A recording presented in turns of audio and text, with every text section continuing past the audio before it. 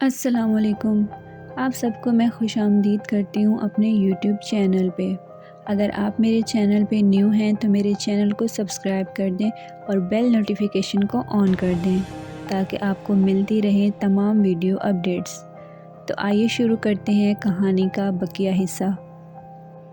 آواز سے اندازہ ہوتا تھا کہ کمرے میں کوئی بوڑھا شخص موجود ہے، لیکن اندھیرے کے سبب وہ کاشف کو نظر نہ آ رہا تھا۔ میں کاشف ہوں بابا جی، کاشف نے خوف زدہ لہجے میں کہا۔ کیا چاہتے ہو؟ کھل کر بتاؤ، شرمانے کی ضرورت نہیں ہے، بوڑھے کی آواز آئی۔ مجھے بھوک لگی ہے بابا جی، گزشتہ رات سے بھوکا ہوں، کاشف نے ہچکچا کر بتایا۔ بھوکا تو میں بھی ہوں، لیکن پہلے تمہیں کھلاؤں گا۔ بوڑھے کی غیبی آواز سنائی دی۔ باہر آ جاؤ، تمہیں کھانا مل جائے گا۔ مگر باہر تو ایک خوفناک مگرمچھ بیٹھا ہے، کاشف نے گھبرا کر کہا۔ اب نہیں ہے، بے فکر ہو جاؤ، بوڑھے نے ہنس کر کہا۔ بابا تم کون ہو اور کہاں ہو؟ مجھے دکھائی نہیں دے رہے ہو۔ کاشف نے آواز کی سمت دیکھتے ہوئے کہا۔ مجھے دیکھ کر کیا کرو گے؟ تمہیں کھانے سے غرض ہے یا مجھے دیکھنے سے؟ باہر جاؤ، بوڑھے کی غصیلی آواز سنائی دی۔ تب کاشف نے ڈرتے ڈرتے دروازہ کھولا اور باہر جھانکا تو واقعی مگرمچھ موجود نہ تھا۔ اس نے اطمینان کا سانس لیا اور کمرے سے باہر آ گیا، مگر باہر کا منظر دیکھ کر اس کا دماغ چکرانے لگا۔ تھوڑی دیر پہلے جہاں چشمہ اور تالاب تھا وہاں اب نہیں تھا، بلکہ اس جگہ چند افراد بیٹھے ایک گائے کی بوٹیاں نوچ نوچ کر کھا رہے تھے۔ گائے مردہ تھی اور اس کے جسم سے آدھا گوشت کھایا جا چکا تھا۔ کاشف خوف زدہ نگاہوں سے ان کی طرف دیکھ رہا تھا کہ اچانک پیچھے آہٹ ہوئی اور کسی نے اس کا ہاتھ پکڑ لیا۔ کاشف نے جلدی سے پیچھے دیکھا تو ایک خوبصورت عورت کھڑی تھی۔ اجنبی مہمان، چلو کھانا کھا لو، ورنہ وہ پوری گائے چٹ کر جائیں گے، عورت نے مسکرا کر کہا۔ نہیں، میں کچا گوشت نہیں کھاتا، کاشف نے خوفزدہ سی آواز میں کہا۔ یہاں پکانے کا انتظام نہیں ہے، اس جزیرے پر آنے والوں کو یہی گوشت کھانا پڑتا ہے، عورت نے بتایا۔ کچے گوشت میں بڑی طاقت ہوتی ہے، مجھے دیکھو، 300 سال سے اسی طرح جوان ہوں۔ اس کی بات سن کر کاشف کے دماغ کو جھٹکا لگا۔ اس نے دوبارہ اس عورت کے چہرے کی طرف دیکھا تو دہشت کے مارے اس کے منہ سے چیخ نکل گئی۔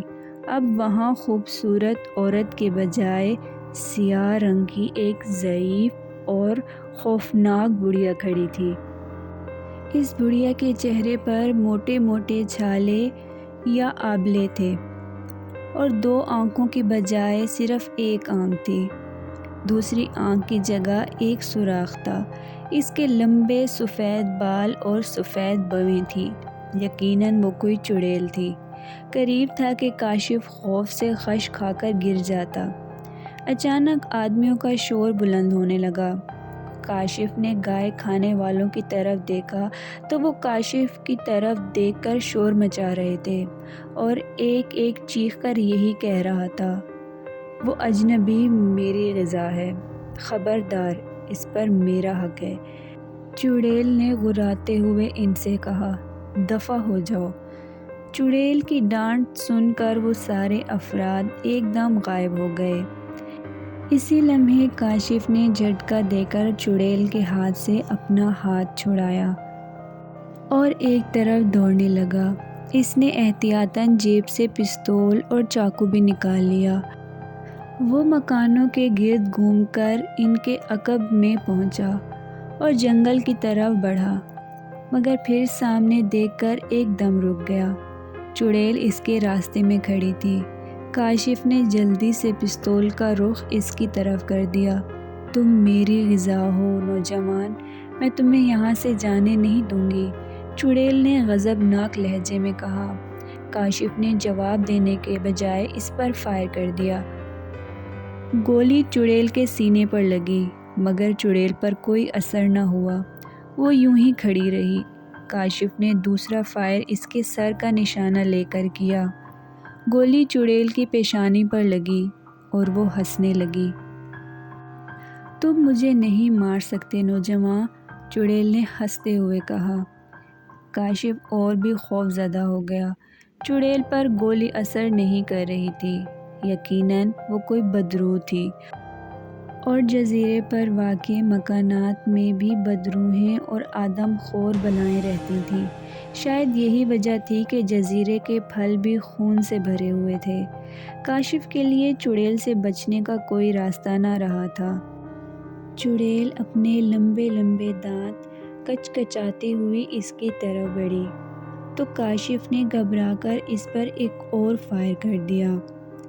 گولی چڑیل کے سینے پر پیوست ہو گئی، مگر نہ تو وہاں سے خون نکلا اور نہ ہی اس پر کوئی اثر ہوا۔ دفعتاً کاشف کو اپنے شکاری چاقو کا خیال آیا اور اس نے پستول جیب میں رکھ لیا۔ پھر اس نے چاقو کھولا اور چڑیل کی طرف تان لیا۔ چاقو دیکھ کر چڑیل اس سے 2 قدم دور رک گئی۔ ہا ہا ہا، تم کیا سمجھتے ہو اس چاقو سے میں ڈر جاؤں گی؟ چڑیل نے کہکا لگا کر کہا۔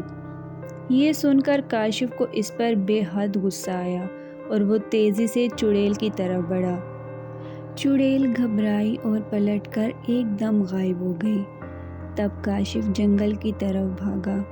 وہ جنگل میں داخل ہوا اور احتیاط سے ساحل کی طرف بڑھنے لگا۔ اس کے عقب سے چڑیل کی رونے کی آوازیں آ رہی تھیں۔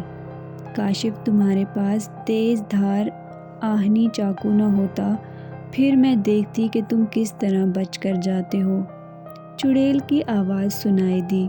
کاشف کوئی جواب دیے بغیر ساحل کی طرف بڑھتا رہا۔ تھوڑی دیر میں وہ جنگل سے نکل کر ساحل پر پہنچا تو اچانک پیچھے سے کوئی چیز اس کی پشت پر آ کے لگی۔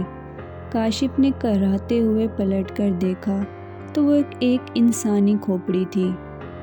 کاشف خوف زدہ ہو کر اپنے جہاز کی طرف بھاگا اور جہاز پر چڑھ کر منہ کے بل گر پڑا۔ اس کا سر کسی چیز سے ٹکرایا اور وہ کراہتا ہوا بے ہوش ہو گیا۔ جب اسے ہوش آیا تو اس کے جہاز پر چند افراد، اس کے ساتھ ان کے والد موجود تھے۔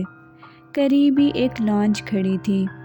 اٹھو بیٹا، بڑی مشکل سے ہم نے تمہیں تلاش کیا ہے، سلیمان نے کاشف سے کہا۔ باپ کو دیکھ کر کاشف نے اطمینان کا سانس لیا۔ بعد میں سلیمان نے اسے بتایا کہ جب کاشف مقررہ وقت پر ایران نہ پہنچا تو وہ کرائے پر ایک لانچ لے کر اس کی تلاش میں چلا تھا۔ آج 3 دن بعد یہاں اسے جہاز نظر آیا۔ وہ یہاں پہنچا تو کاشف بے ہوش پڑا تھا۔ پھر ریت کے دھسے ہوئے جہاز کو لانچ سے باندھ کر کھینچا گیا اور گہرے سمندر میں پہنچا کر سلیمان نے جہاز کا انجن سٹارٹ کیا اور اپنے ملک کی طرف روانہ ہو گیا۔